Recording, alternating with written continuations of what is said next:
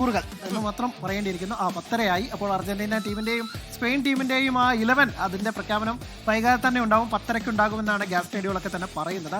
അതിനിടെ ഒരു കൊച്ചു ക്രിക്കറ്റ് വാർത്ത കൂടി പറയേണ്ടിയിരിക്കുന്നു. രോഹിത് ശർമ്മ സെഞ്ചുറി നേടിയിട്ടുണ്ട്. ഒരുപക്ഷെ അദ്ദേഹത്തിന്റെ കരിയറിലെ അവസാന മത്സരമായേക്കും ഇതെന്ന് ആദ്യം കഴിഞ്ഞ ദിവസങ്ങളിലൊക്കെ തന്നെ റിപ്പോർട്ടുണ്ടായിരുന്നു. പിന്നീട് BCCI തള്ളി.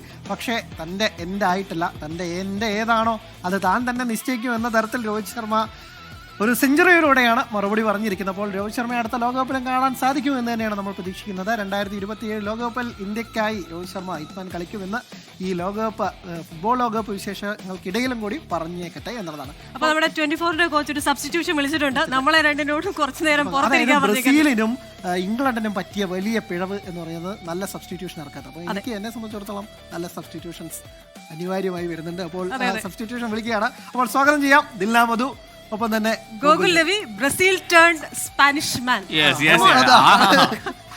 വീണ്ടും വൻമരം യൂറോപ്യൻ യൂണിയൻ ചേച്ചി.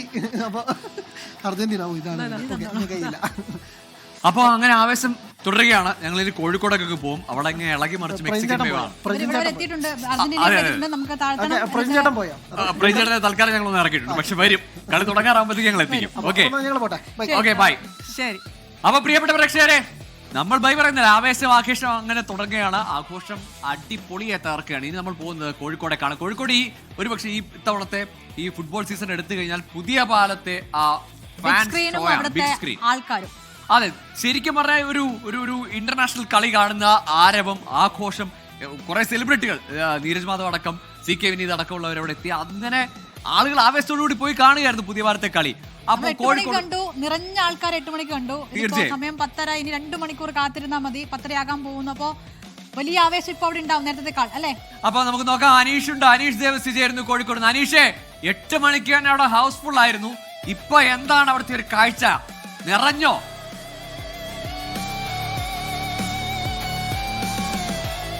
ഗൂഗിൾ തന്നെ അതുപോലെ തന്നെയാണ്. നമ്മൾ ഇപ്പോൾ ഉള്ളത് കോഴിക്കോട് വലിയ പാലത്തെ ബിഗ് സ്ക്രീനിന് മുന്നിലാണ്. നമ്മൾ 8 മണിക്ക് നമ്മൾ ലൈവ് ചെയ്തപ്പോൾ ബിഗ് സ്ക്രീനിന്റെ ഉള്ളിൽ നിന്നാണ് ചെയ്തത്. ഇപ്പോൾ അവിടെ ഹൗസ്ഫുൾ ആയിരിക്കുന്നു. നമുക്ക് അതിനകത്ത് കാലുകുത്താൻ സ്ഥലമില്ല.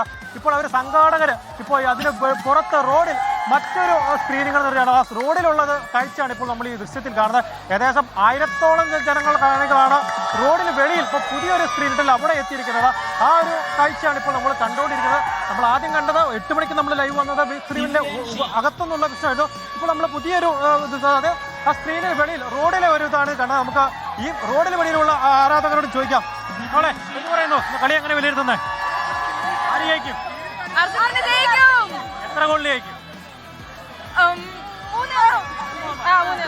ഗോൾ അടിക്കുന്ന ഉദ്ദേശിച്ചുണ്ടോ? 2 ഉറപ്പ്. 2 രണ്ടെണ്ണം അടിച്ചിട്ടേ പോകും. സ്പെയിന്റെ ഫാനാണ്. സ്പെയിൻ ആരാളെ? 3-2 സ്പെയിൻ 3-2 ഒരു ഗോൾ അടിക്കും. ഇന്ന് എല്ലാവരും കാണും.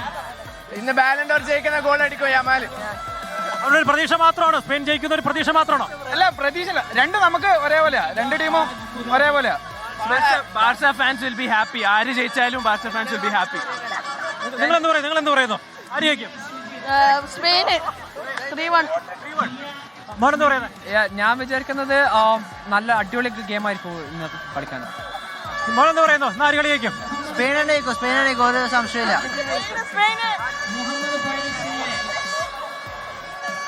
നിങ്ങളെന്ത് പറയുന്നു?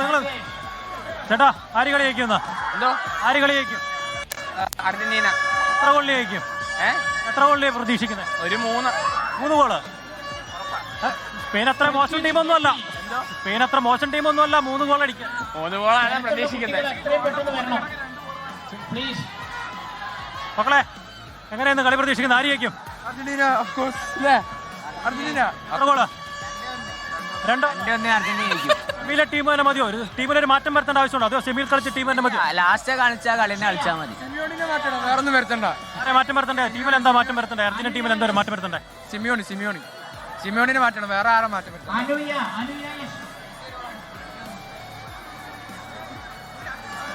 ആര് ജയിക്കുന്ന? എത്ര ഗോളിൽ ജയിക്കും? കോഴിക്കോടത്തെ കാഴ്ചയാണത്.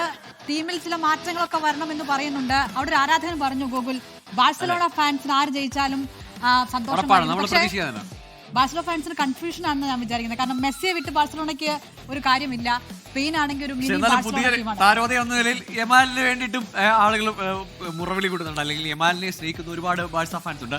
അപ്പോൾ അത് മാത്രമല്ല, അർജന്റീനയുടെ സബ്സ്റ്റിറ്റ്യൂഷൻ വരെ അവിടെ സജസ്റ്റ് ചെയ്യുന്നുണ്ട്.